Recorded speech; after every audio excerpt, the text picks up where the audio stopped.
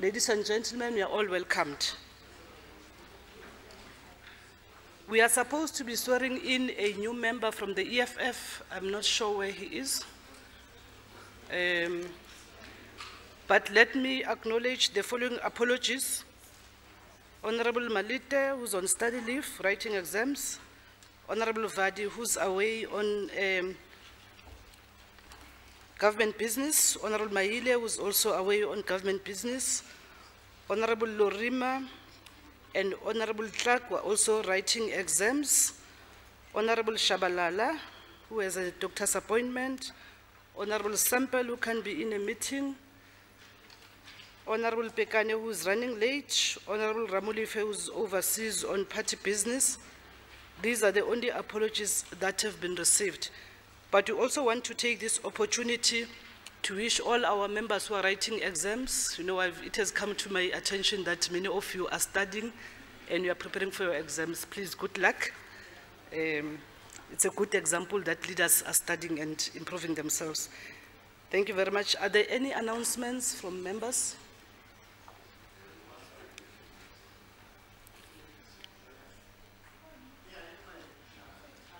Honorable Tsaki.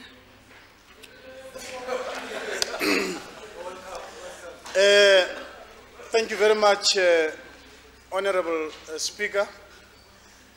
We want to make the following announcement that is very progressive in the democratic dispensation of South Africa, that in Ekurhuleni Ward 59, the African National Congress has won 66.3% outcome of those elections. Thank you very much.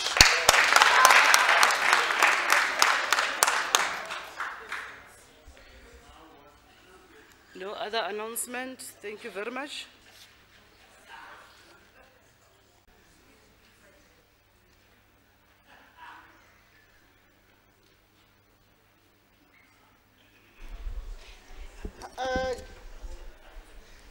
Thank you, Madam Speaker. I just wanted to find out if we are going to give any member statements and announcements.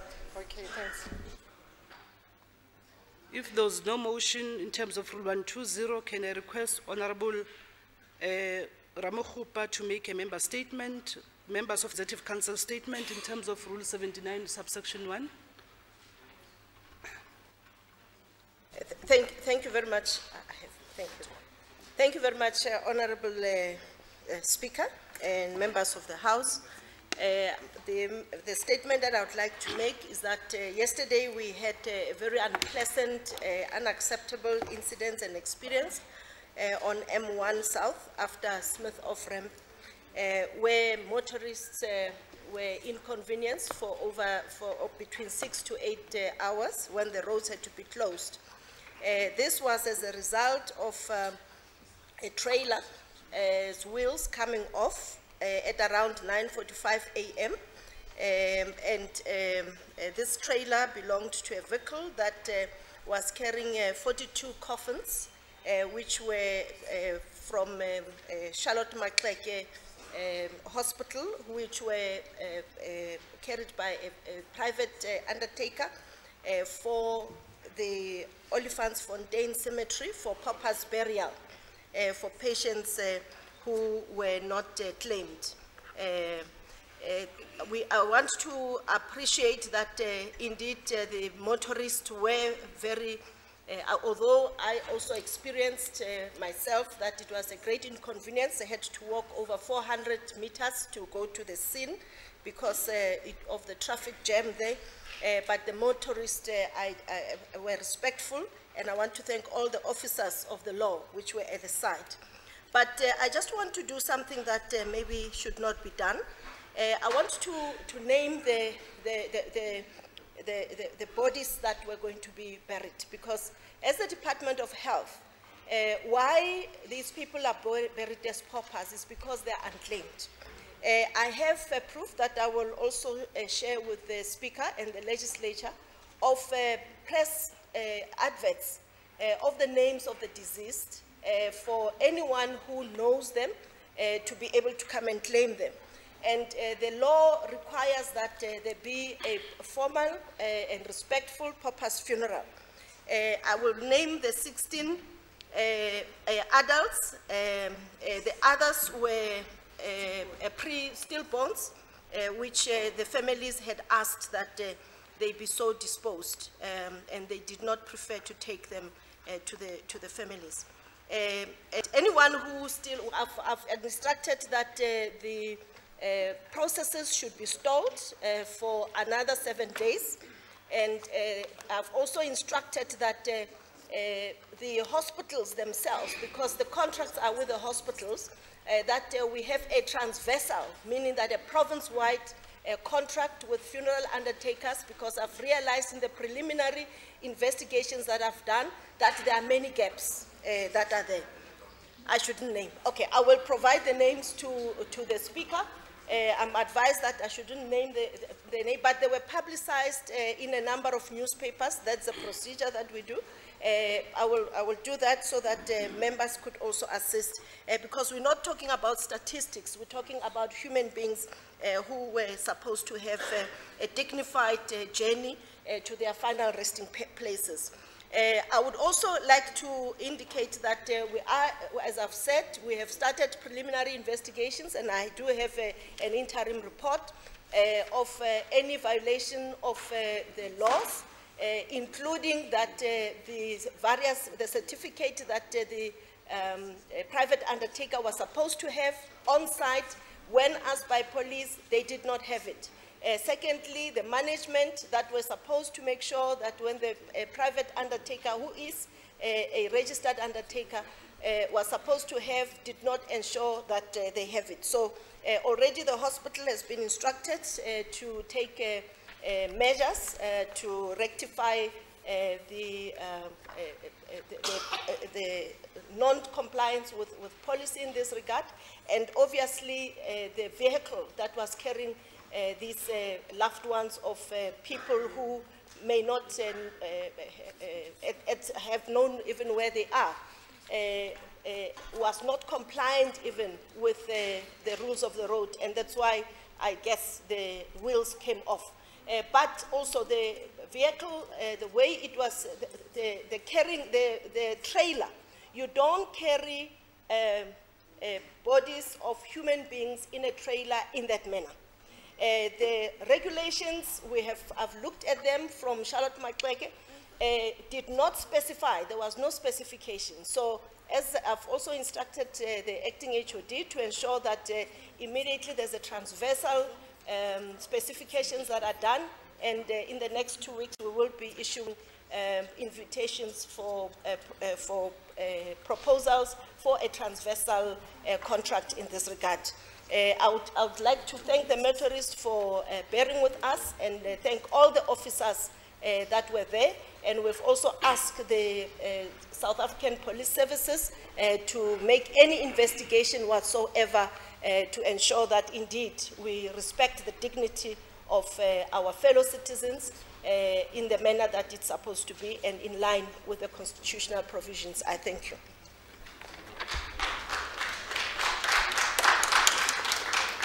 In terms of, Honourable Speaker, an announcement. no, we've long past announcement. Oh, it's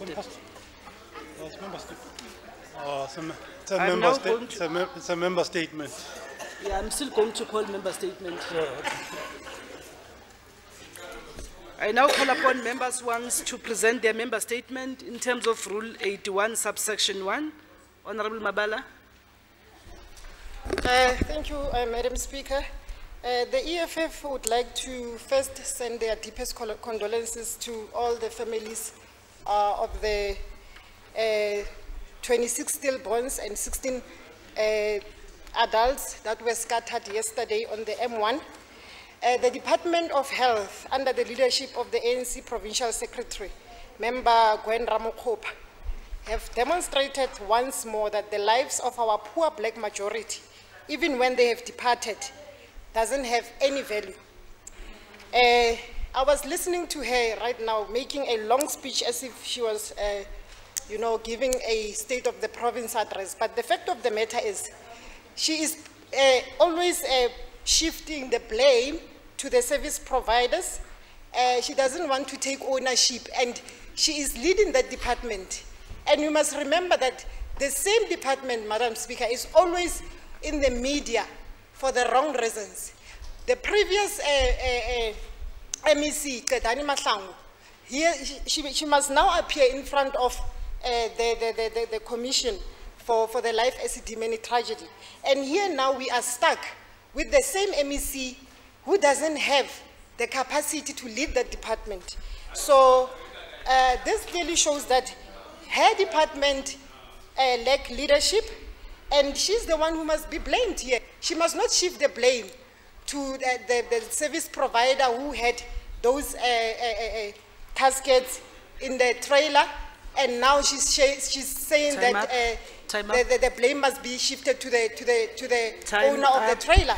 You must take the blame, Gwen Ramokgopa. Can I call on the next take person, responsibility. Honorable Mashuko?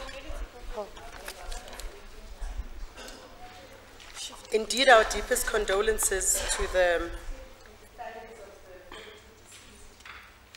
I'd like to advise the MEC further that it can't be the first time that paupers or persons who had not been identified had passed on and needed to be transported to their burial sites. Therefore, the MEC can't cite regulations now, because this is something that happens all the time and the hospitals know the correct procedure. What this points to is that after the disaster at Charlotte Maxeke of the roof collapse, it's very clear that there's a problem with supply chain at Charlotte Maxeke, and that the MEC has not intervened as she had promised us the last time. However, Speaker, we'd like to also express the EFF's extreme disappointment and dissatisfaction with the Pretoria High Court's postponement, or rather granting of bail to two racist redneck men in their 40s who abused a 9-year-old girl by tying her to a tree and shooting at her at random in Bronkhorstspruit over a month ago. We are extremely unhappy with the Department of Justice's lack of urgency in this matter, after especially they demonstrated in 2010 that they could fast-track cases if it suits them. We want the Department of Justice to take control of this situation and give the necessary dignity and respect to a poor black girl and a poor black family of Bronkhorstspruit who deserve justice. The family was not even informed that those two dangerous men have been given bail. The Bronkhorstspruit Magistrates Court did not know what the Pretoria High Court did.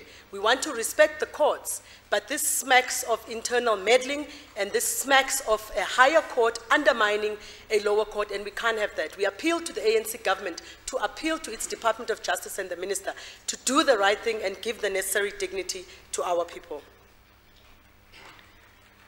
Honorable Wellenberg. Thank you, Madam Speaker. The Gauteng broadband network, in which the government has invested over 1 billion rand, has still not reached all its intended end users, with most of our libraries still waiting for connectivity, despite the installation of equipment. Over the last week, I visited approximately 28 libraries across the province and discovered that though the Gauteng broadband network equipment had been installed on site, connectivity in all of them had still not taken place. The Gauteng government should prioritize connection of the GBN in our libraries to supplement the municipal Wi-Fi. Most of the libraries are using the municipality Wi-Fi, which unfortunately is not strong enough to accommodate the volume of its users. Madam Speaker, internet access is very crucial in libraries for research, studying, access to information, and especially for the unemployed searching and applying for job opportunities. The DA will continue to keep a close eye on the rollout of the GBN so that it positively impacts on the service delivery and that residents of Gauteng receive value for their money. Many of our libraries are facing challenges in terms of shortage of resources and infrastructure damage. These include leaking roofs resulting in books being damaged, poor lighting conditions, air conditioners not working, shortage of furniture, outdated reference books, and security breaches. In conversation with young library users, I found that most made mention of the need for extended library hours, slow Wi-Fi connectivity, outdated books, and the irrelevance of many books to help them with their studies. Libraries in Venterspost and Naturina remain closed, even although we're told that they are open. This is a huge disadvantage to those communities, especially all the learners currently writing exams. The library users of Venterspost Library have to travel 10 kilometers to the nearest library in Western area, and with no available taxi service in that area, makes getting there very difficult. One thing, however, that did impress me at all the libraries I visited was the passion shown by all librarians and their assistants and their enthusiasm to assist in furthering the education of our youth. I must make mention of the special computer for the visibly impaired users installed in the Western Area Library, and hope that those with similar disability will soon be able to enjoy this benefit in their local libraries. I thank you. Honorable Volming. Thank you, Madam Speaker. I would like this House to note the frivolous motions of no confidence once again submitted by the ANC in the Johannesburg City Council against Executive Mayor Councillor Herman Mashaba and Speaker Councillor Vasco da Gama. It is a shame that the ANC has once again resorted to submitting a motion of this nature that seeks to undo the exceptional work of the DA-led City Council under the leadership of Mayor Mashaba. Many wrongs have been rewritten under the DA administration. This motion is baseless. Instead of engaging the Council and vigorously debating matters that affect residents across the city, particularly the poor, the ANC seems to be preoccupied with establishing an environment where patronage is protected and cronies in the city are shielded. Honourable Speaker, the ANC has once again employed desperate and ill-conceived tactics in a futile attempt to regain power. It will stop at nothing to try and derail a functioning, corruption-busting, pro-poor and effective service delivery administration to score political points. The DA will continue to ensure that residents are made aware of the ANC's tactics in delaying much-needed service delivery at their cost. Fortunately, Speaker, residents don't forget too easily, and the effects of this frivolous motion will be felt at the ballot box come 2019. Playing politics with the lives of people in desperate need of service delivery is dangerous. Thank you. Honorable Ngube. Honorable Ngube. Thank you, Honorable Speaker. The ANC visited 2 wards in Gauteng on Monday. We are proud to be appraised about the high level of gangsterism in schools, which spills over to the community. We have noted that learners get expelled as and when they happen to be identified in schools, which might exacerbate the problem. We believe that there has to be corrective programs to deal with these learners that are found to be on the wrong side of the law, so that they can also be responsible citizens. We condemn these gangsterism tendencies perpetrated by the Macreature, who happen to be the primary learners, and Casanovas, who are in the high schools. We call on the organs of the civil society and the community to work with the relevant departments in order for the community and the learners to be safe and be freed from victimization. I thank you. Honorable Khatebe.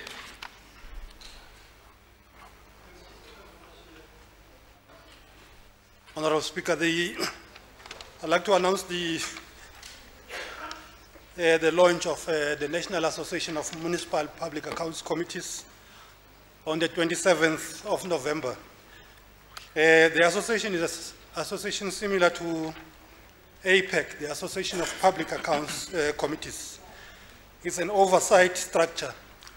This body has been mooted since 2012, and it's been a discussion over 5 years. Consultation has taken place across provinces and across parties. The day, 27th November, also celebrated 20 years of existence of APEC. Okay, hold, is that the order? Yes. Okay. I'll gladly stand. Can you mention the rule? What is the rule again? Yeah, member statements rule. I don't remember. But come on, Speaker. No. But on a serious note, Member Khatebe stood up to give an announcement. You did not allow him to give an announcement, but you are giving him space What to is stand the- who up. gave you You are permission giving to him space speak? now to stand up and make a member statement. Honorable Why Zimba. did he stand up to begin with? Meaning that he didn't follow the correct procedures. Honorable Zimba. What your rules state that we should give a submission Who to gave you you permission 2 to hours speak? before the House sitting. He hasn't done it. He must sit down. I am sitting down. He must sit down as well. Honorable Zimba. Honorable Zimba, please don't collapse the decorum of this House. There's no order about it. Honorable Khatebe submitted a request to make a member statement, but he also wanted to do an announcement. And unfortunately, he did not listen when we were calling for announcements. That's why I was saying he can't speak.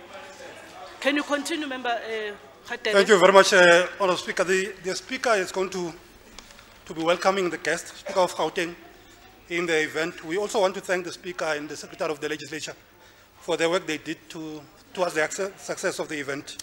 Thank you very much. I now call upon members who want to give notice of a motion in terms of Rule 121. No motion. Thank you very much. Let me acknowledge all the stakeholders that are here. I am reliably informed that there are about 63 stakeholders that are visiting us from the community, but also stakeholders that are related to the finance team.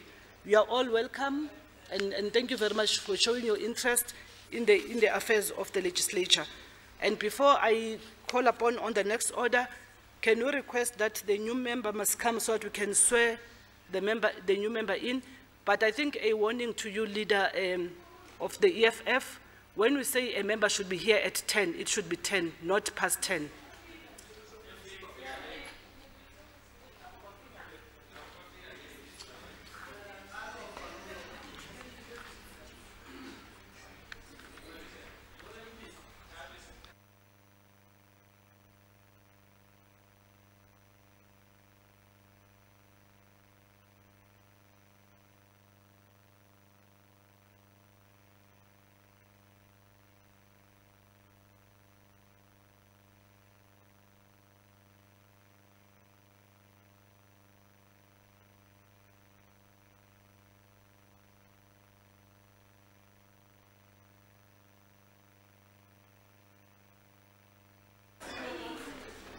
I wish to introduce Azuyambi Harrison Shitangano, who's going to be a new member.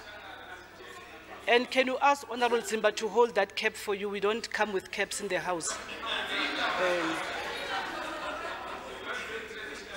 You can come closer.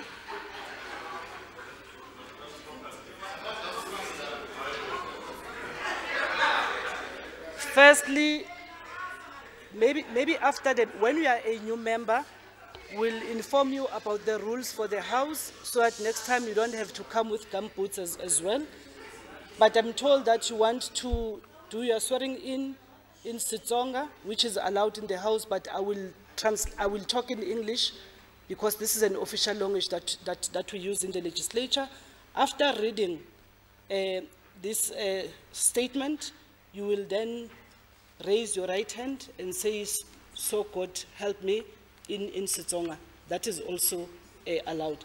Can we ask the member to read? It's basically in Chivenda, not Chitsonga. Or Shivenda, okay. You can read. Ne Azuyambi Gerson Chitangano. Di ana uri ndito fulufhedzea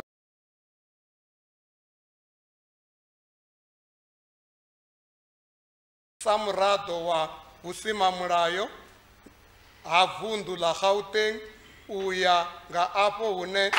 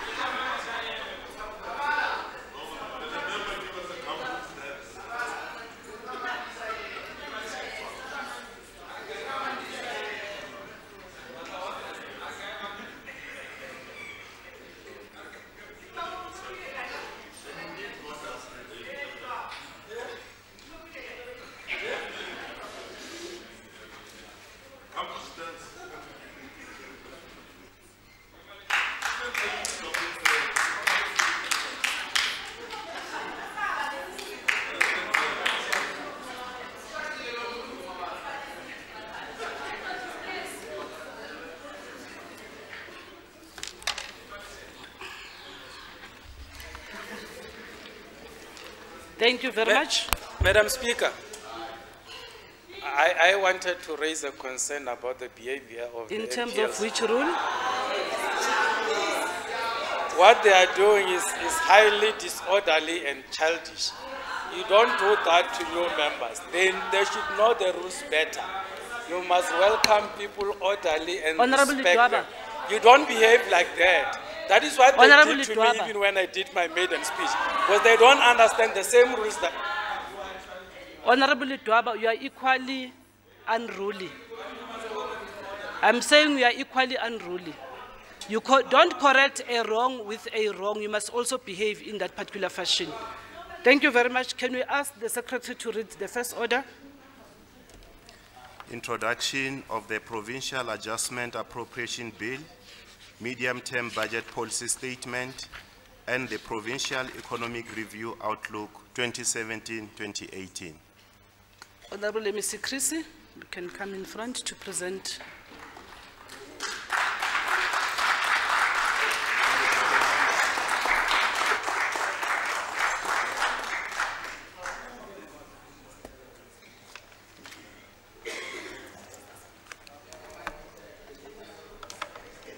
Madam Speaker, Honourable Premier, colleagues in the Executive Council, Honourable Chief Whip, Honourable members of this House, mayors and MMCs present here today, heads of provincial departments, CEOs of our public entities, private sector, community and organised labour representatives, comrades and friends.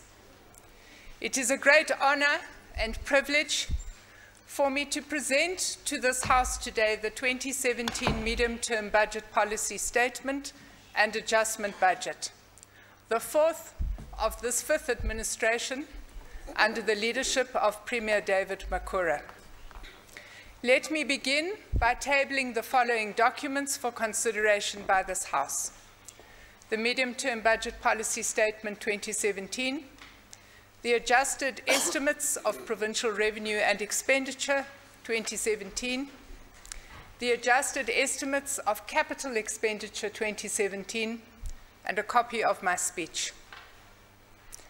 Let us all acknowledge at the outset, honourable members, the difficult context in which we must fund accelerated implementation of our provincial programme over the remaining 18 months of this term. Global growth is projected to reach 3.6% this year and 3.7% in 2018. Growth in sub-Saharan Africa is projected to reach 2.6 in 2017 and 3.4 next year as a result of improved oil production and agricultural output. Our own economy is, however, projected to grow at less than 1% this year. Ongoing deterioration in business and consumer confidence acts as a major constraint on growth. The devastating impact of the weak economy on the lives of ordinary people is reflected in Stats South Africa's latest Poverty Trends in South Africa report. In this, the richest province in the country, 1/3 of our residents officially live in conditions of poverty. 1 in 3 economically active citizens are without work.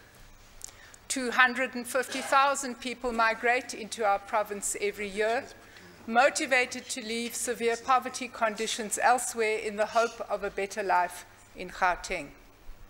This rapid increase in our population places severe strain on our ability to provide quality education, healthcare, and human settlements. Following Minister Malusi Gigaba's medium-term budget policy statement, we now know Gauteng will have to provide these services from existing medium-term projections. We do not expect increases in the equitable share next year. These are tough times indeed for our province, our provincial government, and our people. If we want to change this reality, honourable members, we need to recognise that good governance is an important prerequisite for an effective developmental state and more sustained investment, both of which are needed to fuel growth. Strong, sustained, and inclusive growth is needed to create jobs, reduce inequality, and transform our economy. Inclusive growth itself is also an essential prerequisite to restore the health of our public finances so that our revenue collection meets our expenditure needs. To harness our collective energies for social and economic transformation, a new social compact is needed between government, business, organized labor, and civil society. The question, Madam Speaker, we must answer today is what is our role as a subnational government in promoting good governance and inclusive growth based on a new social compact.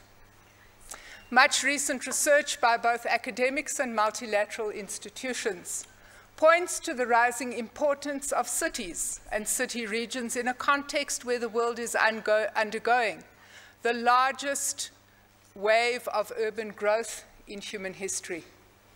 This places increasing responsibility on cities and city regions to deliver government services.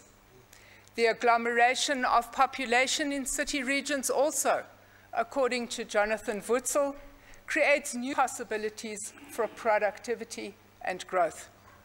It has also led multilateral institutions to an understanding of the increasing importance of involving subnational governments in decision-making systems and structures. The election of Premier Makura as co-president of the Association of Metropoli and the benefits this brings to our region in terms of access and exposure is a reflection of this emerging global trend. And so, we will argue today, Madam Speaker, that this city-region government has both an opportunity and, in fact, a duty to do all in our power to contribute to good governance, inclusive growth, and a new social compact.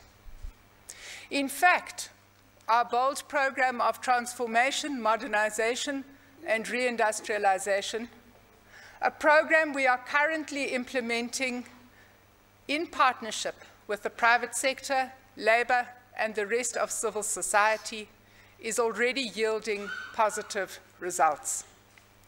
Here in Gauteng, we understand that the enormous social and economic transformation challenges we face cannot be solved by government alone.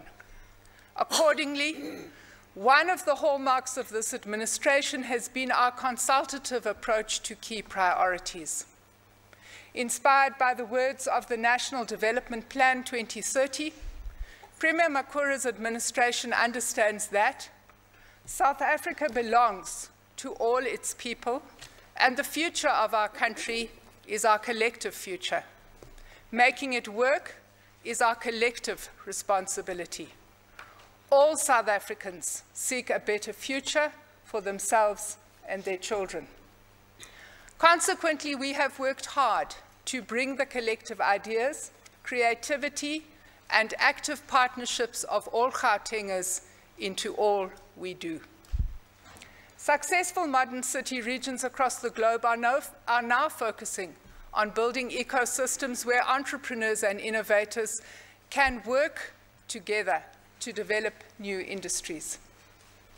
Following a memorandum of understanding between the Gauteng provincial government and all our universities and technikons, we now have better synergies that facilitate investment in research and innovation to promote our global competitiveness. Early next year, we will host a conference focusing on the role innovation, technology, and ICT can play in advancing the city region. Our intention is to develop a roadmap for Gauteng, as well as agree on critical game changers that will advance an innovation ecosystem at scale. Because we understand that good relations with organized labor are key to all we do, yesterday and today, the province is hosting a labor summit.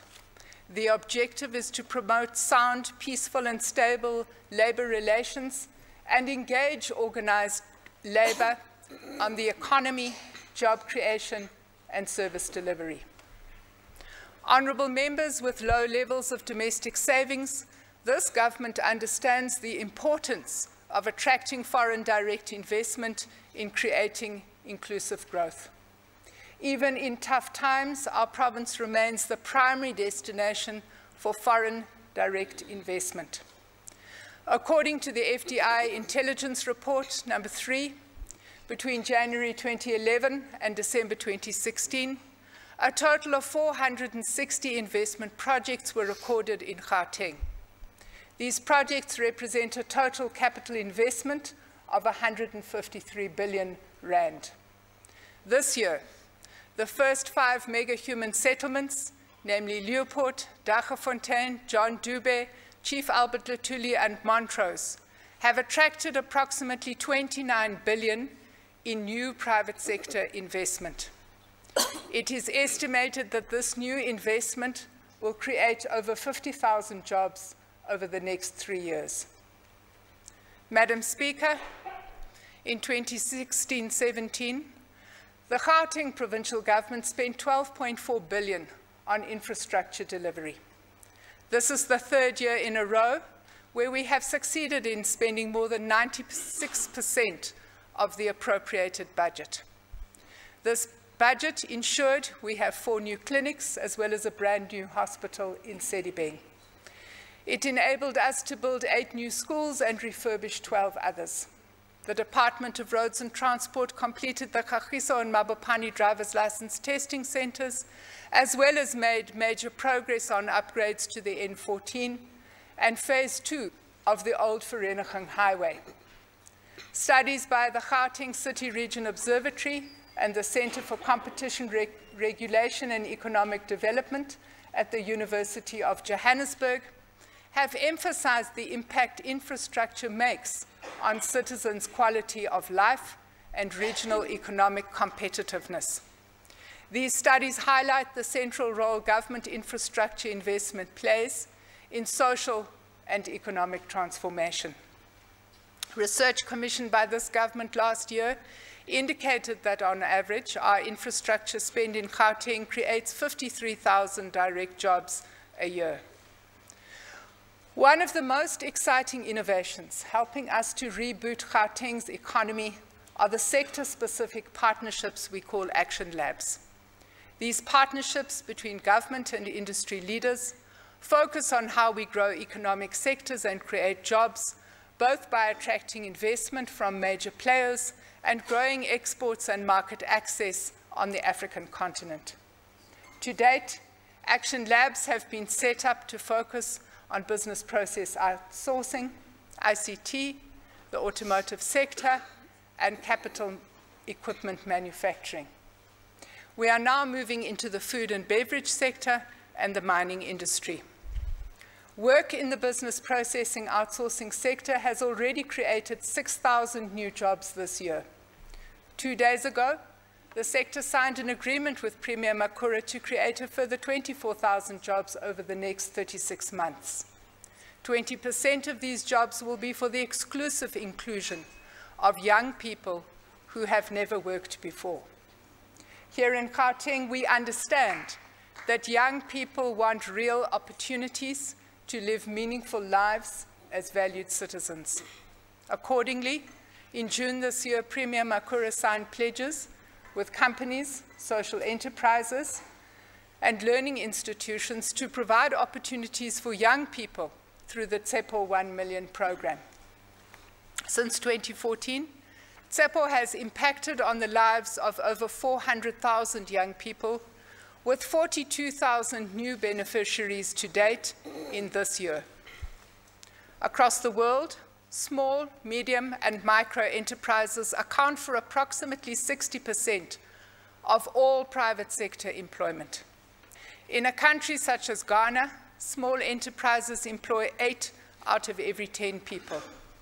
A 2016 research note commissioned by the Small Enterprise Development Agency confirms Gauteng is home to almost half our country's small enterprises. Gauteng also has a third of all small businesses.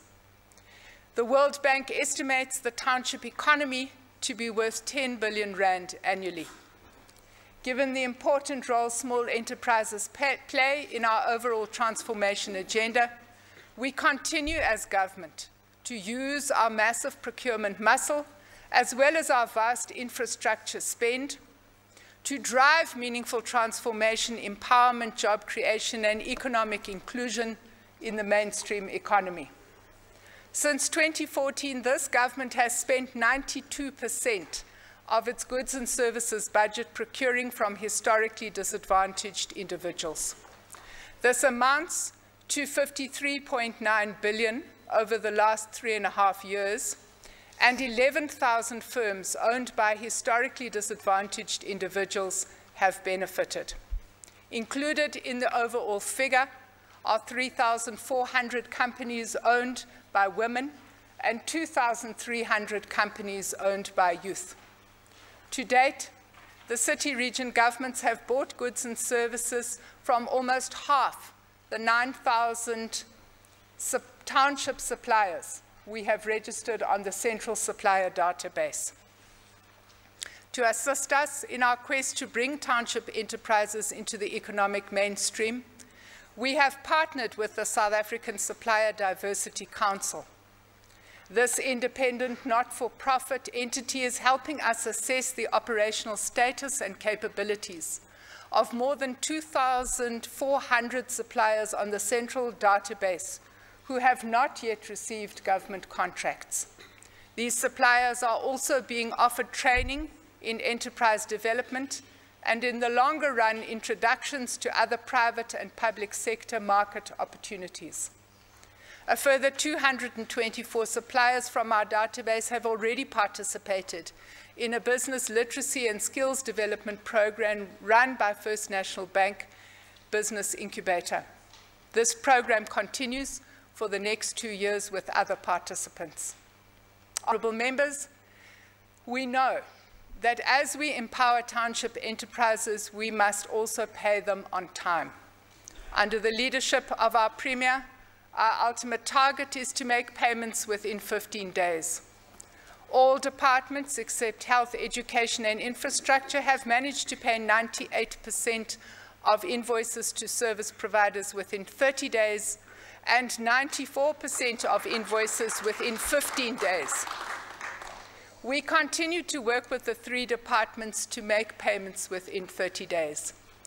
Education is the most improved, managing to pay 83% of invoices in 30 days and 76% of invoices within 50 days.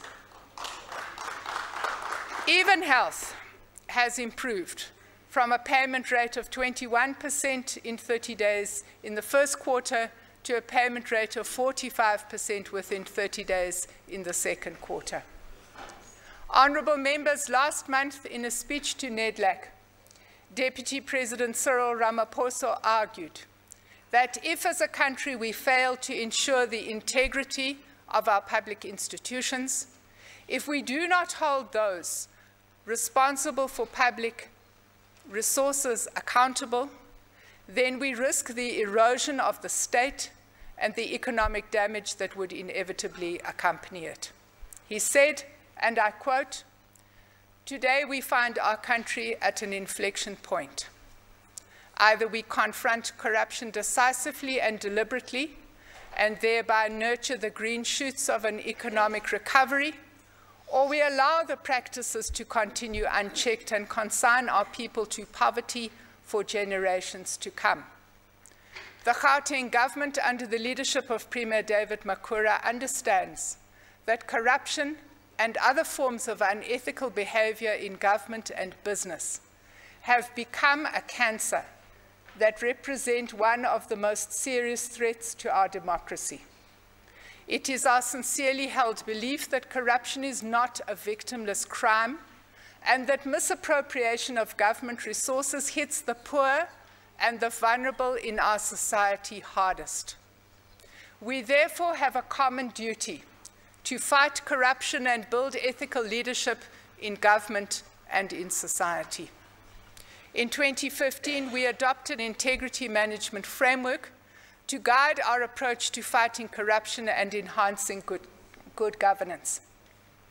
On the 21st of November this year, the Gauteng Provincial Government will host our second Integrity and Anti-Corruption Summit, where Premier Makura will announce the formation of a civil society-led advisory panel to further our fight against corruption and promote integrity in the city region.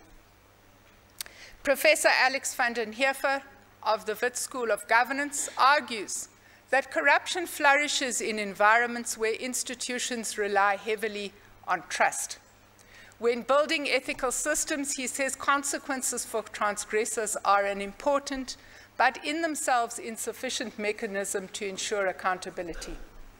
Performance measures, transparency, and supervision are all important components.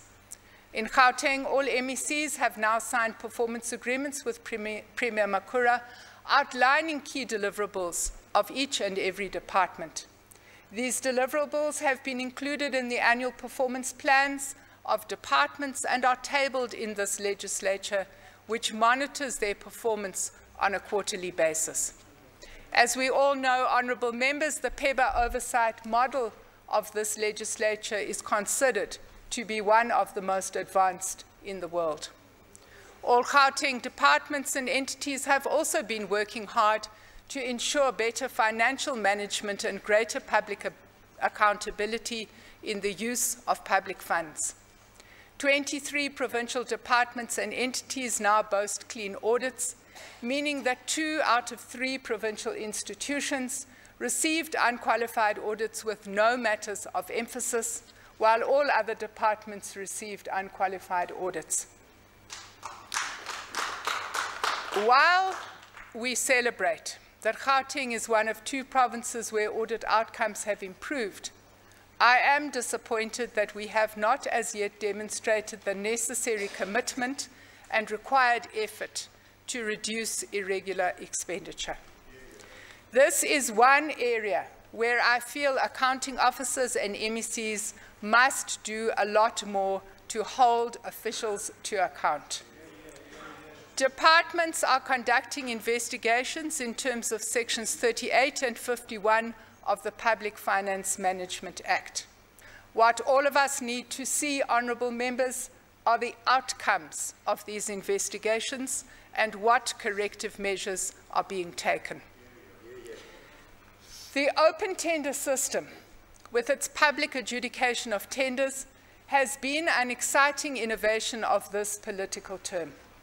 To date, over 13 billion worth of tenders have been publicly adjudicated. It is our wish to ensure a lasting legacy in improvements in the public procurement system through enshrining this process in law. To achieve this objective, we have already prepared a bill for tabling in this House.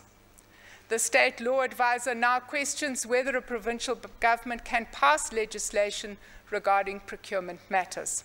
In our view, this proposed legislation speaks to mechanisms provincial government is using to ensure implementation of Section 217 of our Constitution and Section 38(1) of the Public Finance Management Act. We will approach the Constitutional Court to clarify whether it can indeed be unconstitutional for a provincial government to enact legislation that further enhances public accountability and transparency. Over the past 3 years, the Gauteng budget has moved from 90.4 billion in 2014-15 to 108 billion in 2017-18. Our equitable share portion of the Gauteng budget increased from 68.6 billion in 2014 to 86.6 billion this year, which represents an average growth rate of about 2.3% in real terms. This modest increase in the equitable share does not keep up with the population increase, which we estimate to be in the region of 2.5% per annum. Because we know too well that the road ahead to sustained higher levels of inclusive economic growth remains long and steep, we are not expecting increases in the equitable share over the medium term. This means that with the current high levels of in-migration to our province, health and education in particular will continue to face spending pressure. It also means that if we are to achieve our priorities before the end of this term, we will have to reprioritize spending within existing expenditure ceilings.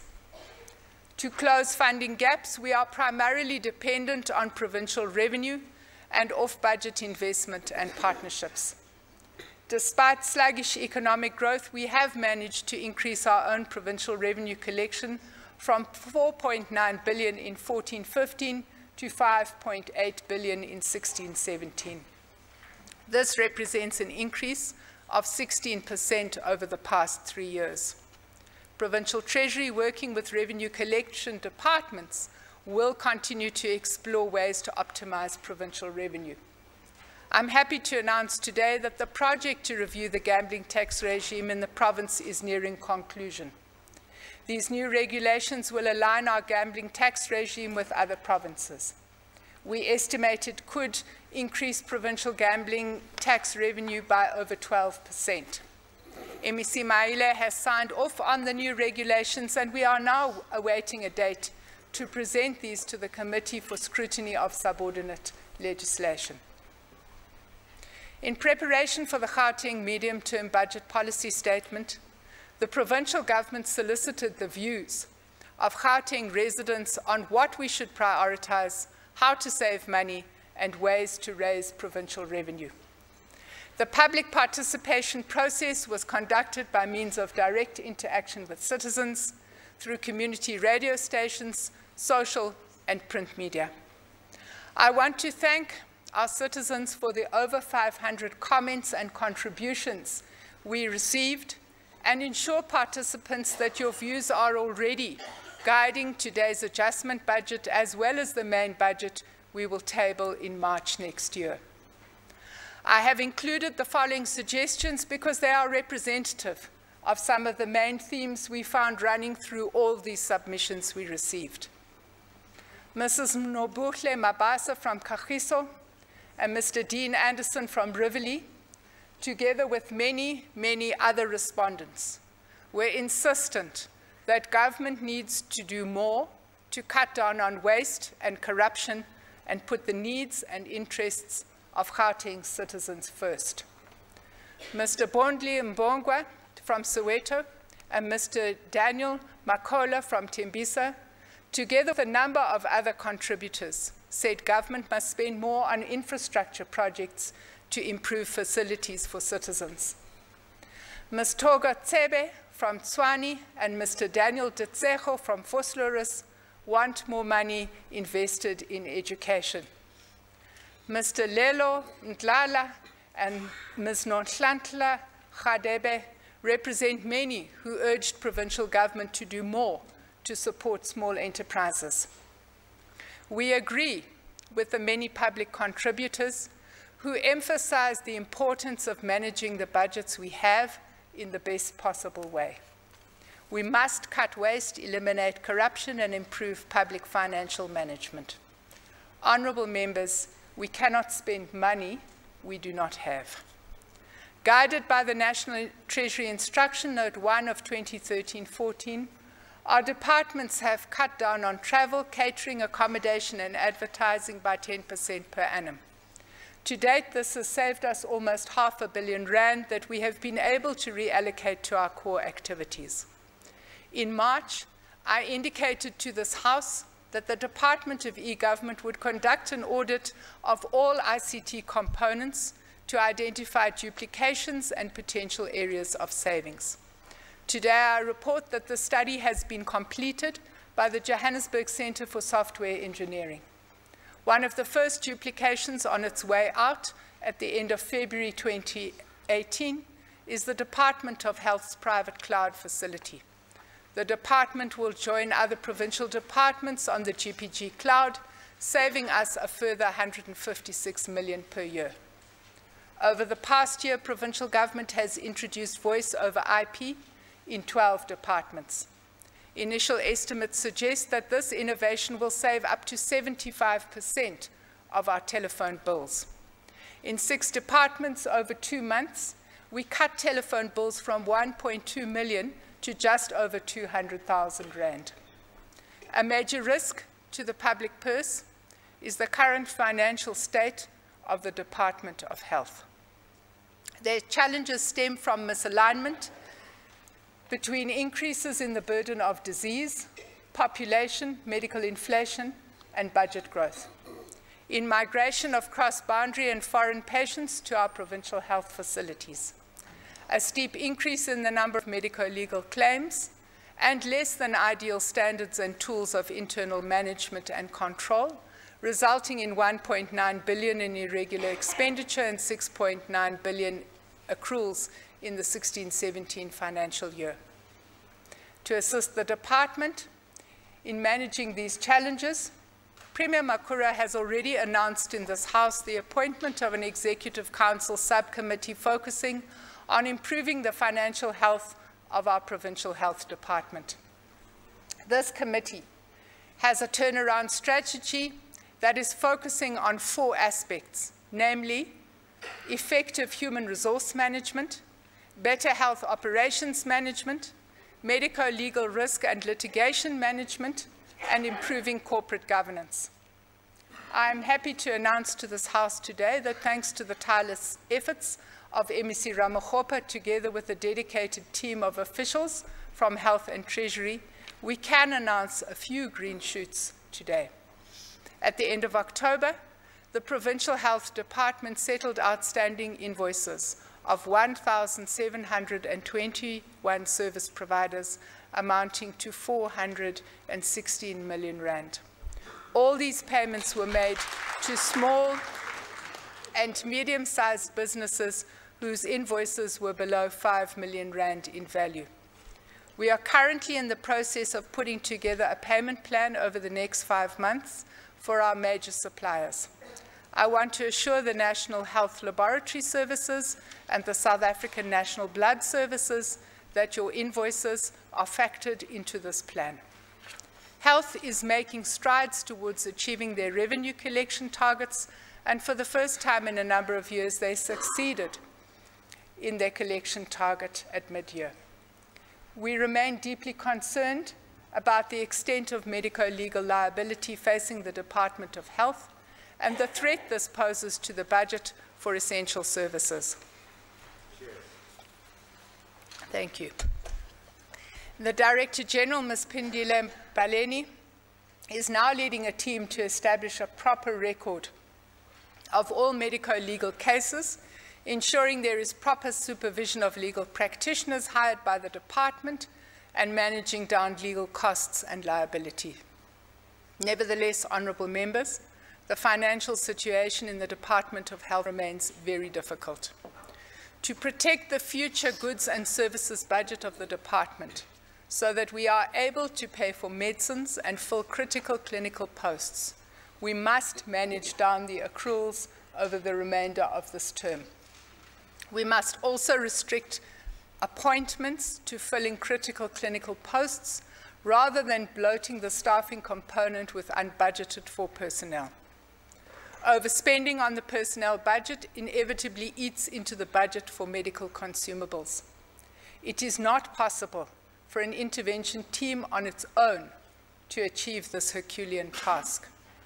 The management and the administration of the health system is central to our achieving success. I am today appealing to all health managers and practitioners in all of our facilities to join hands with the Executive Council subcommittee. We have to put in place systems to stay in budget in each and every hospital and clinic. Let me say it once more. We cannot spend money we do not have.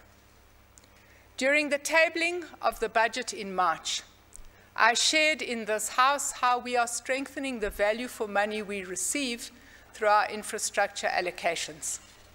We are now fully aligned to the requirements of the standard procedures for infrastructure delivery model, a process that ensures that only shovel-ready projects are submitted for funding and implementation.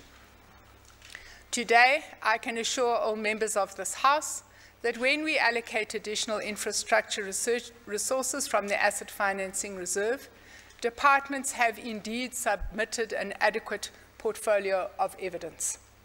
To accelerate slow infrastructure spending in the second quarter of this year, we are taking the following steps: increasing the capacity of the Provincial Supply Chain Unit to support departments to develop better bid specifications and speed up probity audits, supporting sector departments to process unpaid invoices based on credible evidence of work done, and supporting the Department of Infrastructure Development in developing a more appropriate approach to meeting the needs of departments with smaller infrastructure budgets. The adjustment budget. We started the current financial year with a budget of 108.7 billion, which represents a growth rate of 3.3% from the adjusted budget of the previous financial year. Transfers from national government increase from 107.4 billion to 107.6 billion in this year. This is due to 140 million approved rollovers for conditional grants. A new allocation amounting to 3.5 billion from provincial sources will be added to the 2017 budget baseline. Today, we adjust the infrastructure budget from 10.9 billion to 12.2 billion. This additional expenditure will be financed from the Asset Financing Reserve.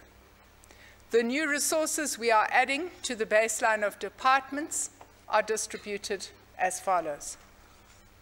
Office of the Premier receives a total of 24.6 million to deal with in-year budget pressures, which include capacitating the Integrity Management Office to effectively fight corruption in the province, and for the department's intervention in medico-legal litigation.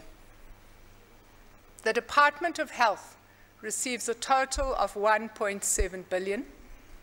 1.23 billion is to assist with spending pressures on goods and services and personnel. For infrastructure, the department receives 487 million to support ongoing maintenance and revitalization of health facilities. The Department of Education receives a total of 942 million to assist with the preparation for the opening of schools in January 2018. This includes 138 million for school electricity bills, 150 million for teacher salaries due to the growth in learner numbers, and 261 million to fund spending pressures in scholar transport and school nutrition. A further 382 million is made available to build schools and classrooms through alternative construction technology. The Department of Social Development is allocated 16.9 million towards subsidies for caregivers to ensure parity. We are also adjusting the infrastructure budget by 127 million for essential maintenance and compliance with occupational health and safety regulations in all our regions. The Department of Sports, Arts, Culture and Recreation receives 37.6 million. This includes 4.7 million for the Premier's Social Cohesion Integrated Holiday Programs, 2.3 million for a recreation summit, and 30.6 million for infrastructure to deal with, amongst other things, the completion of the provincial archives, construction of Operation Mabaleng in Westbury, upgrades and renovations, this is for you, Member Willenberg, to Venterspoort Library and Rotunda Community Library, and the initial planning of upgrades at HMPche. Community safety, the department receives 27.5 million. more, of which 9 million is allocated to road safety campaigns over the festive season, and 8.5 million will be used to install number plate recognition equipment in vehicles of traffic officers. The Department of Roads and Transport is allocated 159 million for in-year budget pressures in goods and services. Agriculture and Rural Development receives 18.8 million towards infrastructure for upgrades and maintenance of their key facilities. Human Settlements receives 69.8 million as part of a rollover to fund commitments for projects which include Saferfontein Phase 2, Fleurhof, Itwatwa, Chief Albert Lutuli, Ritabiseng, and Bakersdale. The Department of E-Government receives 100 million to fast-track connectivity for the Gauteng broadband network and to improve existing local area networks. That will also help with your libraries, Member Willenberg. Infrastructure development, the department is allocated 207 million. 16.7 million is earmarked to meet occupational health and safety requirements, and another 188 million for refurbishment and unplanned maintenance in various GPG buildings. Honourable members, as I move towards conclusion, I would like to express my heartfelt thanks to Premier David Makura, who continues to inspire our respect and confidence through his vision for the city region and his hands-on support to all of us. My colleagues in the Executive Council for their commitment to implementing the Premier's vision, even in tough fiscal times. The honourable members of this House, and in particular the Finance Portfolio Committee under the able leadership of Honourable Sakiwe Khumalo, Team Treasury, led by Ms. Nomfundo Chabalala, who worked tirelessly to balance the budget and account scrupulously for the public resources entrusted to their care. The citizens of Gauteng who gave us a mandate to govern and have offered me so many useful tips on social media on how to save money and where to spend it. And finally, my family, whose lively interest in the world and its sustainable future inspires me to think about old problems in new ways each and every day. Honourable members, these are difficult times for our people and our country.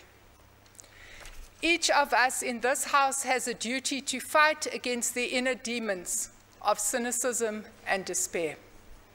Each of us must contribute to charting a credible path to a different future.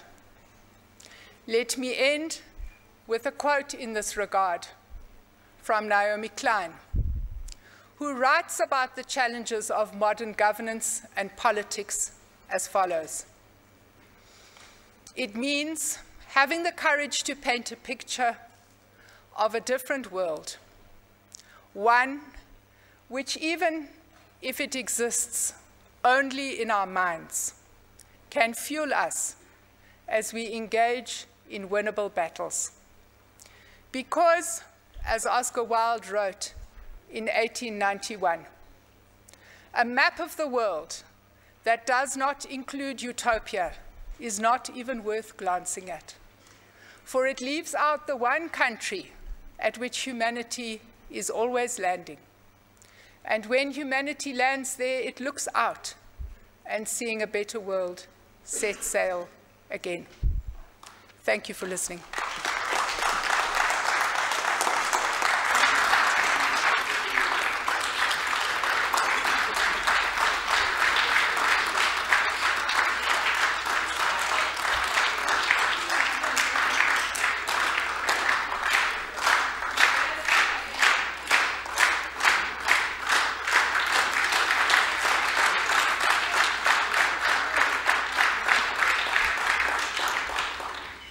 Thank you very much, Honourable MEC. This therefore concludes the business for the day. Our next meeting will be on Tuesday, the 28th of November, 2017, at 10 hours sharp. Thank you very much. The meeting is adjourned.